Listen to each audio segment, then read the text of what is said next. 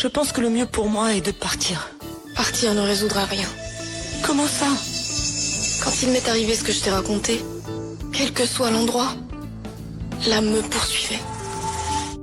Lucia pense le mieux c'est de quitter la maison, mais Paulina lui dit que cela ne va pas résoudre ce problème, que l'âme de la personne morte va le poursuivre même si elle part. Paulina dit à Lucia qu'elle sera toujours disponible pour elle. Mike s'inquiète parce qu'il n'a pas vu Margarita. Marcella l'informe que Margarita n'était pas à la maison depuis ce matin. Ensuite Marco apparaît.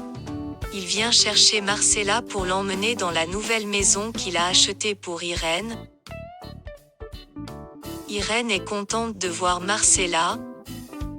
Paulina embauche un homme pour découvrir d'où Lucia vient réellement. Lucia encore une fois demande à Simon de partir avec elle, mais Simon décide de rester parce qu'il a promis à Florencia qu'il va rester aussi longtemps que les choses se calment. Florencia arrive dans sa maison. Paulina lui demande si Sylvia est dans sa maison, si elle va mieux. Florencia répond que Sylvia est bel et bien dans sa maison. Vu sa dépression, elle décide de rester enfermée dans sa maison. Paulina par la suite demande à Alejandro de retirer les plaintes qu'il a déposées contre Renato vu l'état de Florencia. Pourtant c'est son plan afin d'éloigner Marco de Florencia.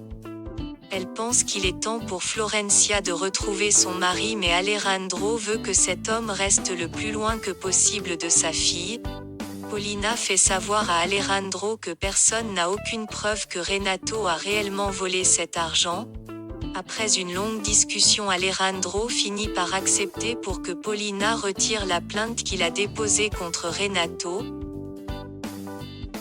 Camilo vient annoncer à Isidro qu'il sait que c'est Marco qui a la voiture de son père, qu'il peut faire tout ce qu'il veut avec cette voiture, qu'il s'en fiche complètement. Eusebio est allé dans la paroisse où se trouve Père Mathias. Cet homme fait savoir à Mathias qu'il est venu pour confesser ses péchés, pourtant celui-ci vient vérifier si Père Mathias est mort.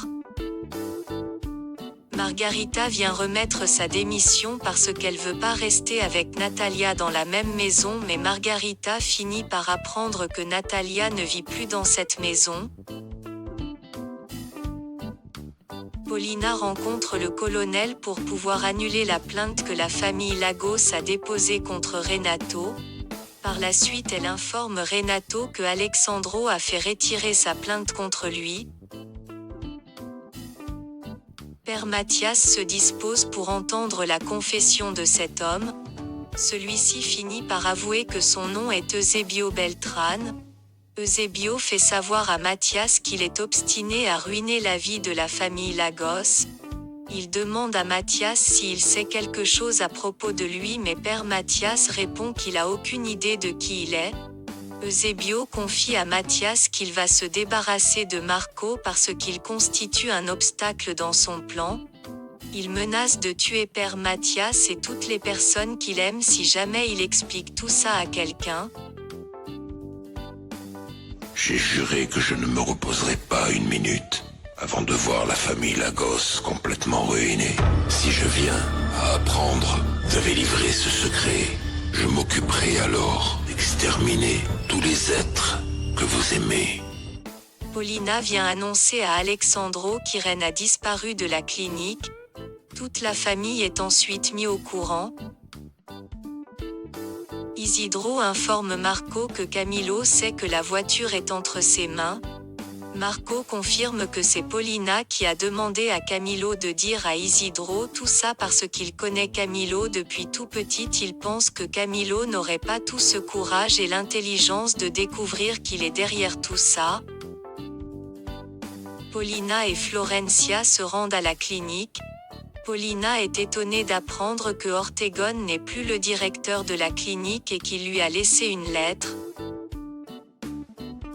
À l'entreprise, Samuel est surpris de voir Rosa qui travaille maintenant comme l'assistante de Florencia. Federico en colère de voir Rosa à l'entreprise. Eduardo se rend dans la paroisse où se trouve Père Mathias. Il montre à Mathias l'acte de baptême d'Eusebio que sa mère lui a laissé pour que Irène puisse enfin libre. Il demande à Père Mathias le lien qui existe entre cet acte de baptême et Irène. Ma mère l'a laissé à Irène dans un coffre.